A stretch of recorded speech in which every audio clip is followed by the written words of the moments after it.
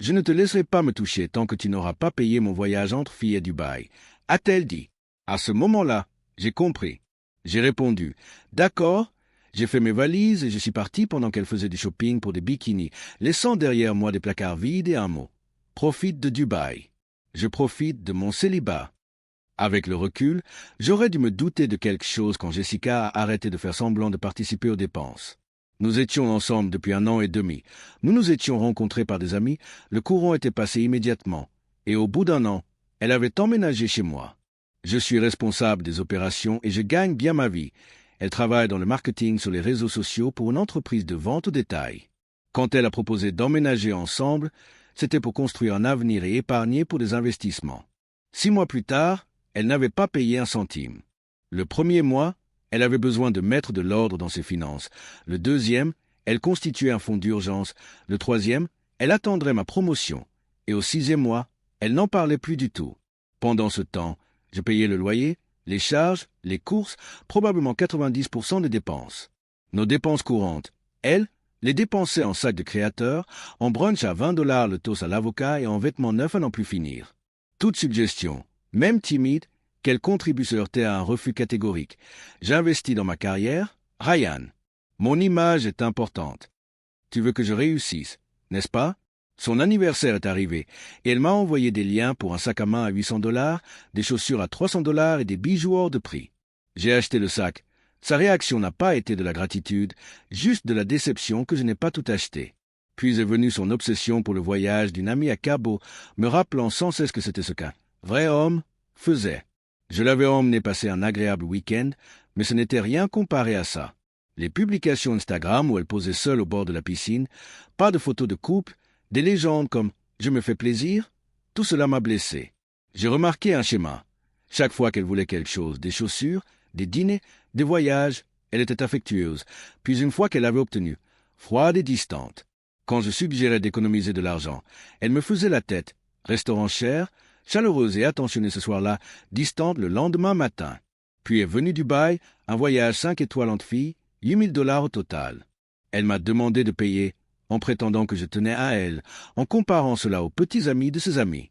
Quand j'ai hésité, elle a dit sans ménagement, « Je ne te laisserai pas me toucher tant que tu n'auras pas payé ce voyage. » Le caractère mercantile de toute cette histoire m'a frappé de plein fouet. « D'accord » ai-je répondu. Elle a cligné des yeux, s'attendant à ma colère. Je suis resté calme, j'ai analysé sa manipulation et j'ai commencé à préparer mon départ. J'ai envoyé un SMS à mon frère, j'ai cherché des appartements. Jeudi, quand elle est partie acheter des bikinis, j'ai déménagé. Avec l'aide de mon frère et d'un ami, j'ai emballé toutes mes affaires, lui laissant l'appartement à moitié vide, avec un mot sur le comptoir. « Jessica, je déménage. Mon nom est sur le bail. Tu as 30 jours. Tu voulais $8 000 pour prouver que tu tenais à nous. Je te prouve que je tiens à ce que notre relation ne soit pas intéressée. Profite de Dubaï. Je profite de mon célibat. » Je l'ai bloqué partout et je me suis senti plus léger que depuis des mois. Le soir même, elle est rentrée du shopping et a trouvé l'appartement vide. Elle a réalisé l'ampleur de sa perte et a commencé à m'inonder d'appels et de SMS bloqués que j'ai ignorés.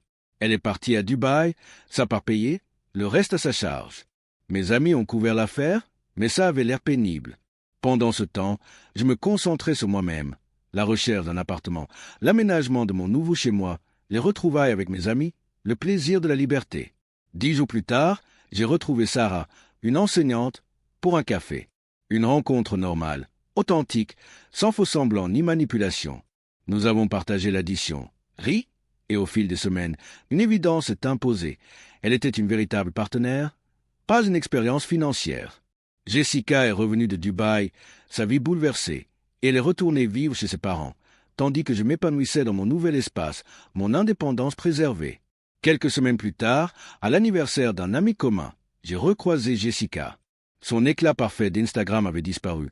Elle paraissait épuisée, le visage marqué. Elle m'a confronté, s'est excusée, a admis que Dubaï avait été une erreur, mais ses manipulations étaient flagrantes. Elle me refusait toute intimité pour de l'argent, transformant notre relation en une simple transaction. J'ai ressenti du soulagement, pas de culpabilité, et quand elle m'a giflé, je n'ai pas bronché. Sarah, qui observait, s'est contentée de hausser un sourcil. Jessica est partie, j'ai siroté ma bière, et Sarah a souri. Bonne réponse. Ce soir-là, Noé s'est parfaitement intégré à mon groupe d'amis, authentique, simple, sans faux semblant. 3 mois plus tard, Sarah et moi étions officiellement en couple, partagions les factures, partagions la vie sur un pied d'égalité, parlions d'argent ouvertement et envisagions notre avenir sans manipulation.